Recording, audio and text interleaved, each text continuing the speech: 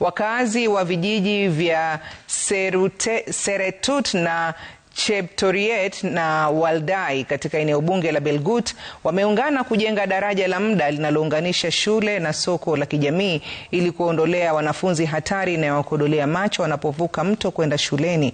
Awali wanafunzi kutoka shule hizo walikuwa wakitumia gogo kama daraja ili kuvuka mto, jambo ambalo linahatarisha maisha yao haswa wakati wa mvua.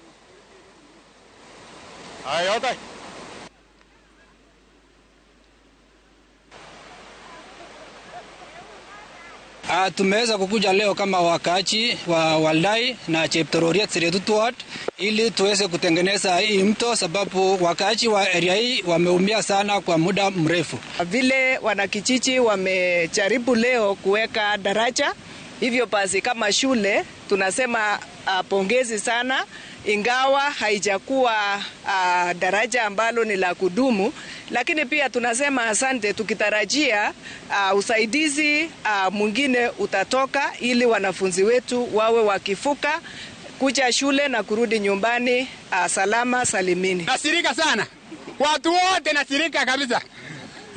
Si mimi peke yangu, watu wote mpaka watoto kidogo.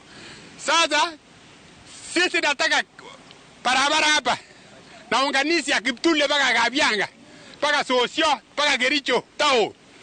Sisi nataka hapa barabara ya maana, si daraja ya maana hii inatengenezwa, hii na ya miti ya kungojea serikali kama nafua. Na zaidi ya hayo, tuko na headquarters ya Belgut hapa Sosiot, na kila wakati tunapoenda kwa ofisi zetu katika Sosiot huwa itakuwa ni ngumu sana kupitia njia za mbali, na tuko na daraja hapa karibu ambao ingetusaidia kufikia ofisi hizo kwa muda mfupi sana.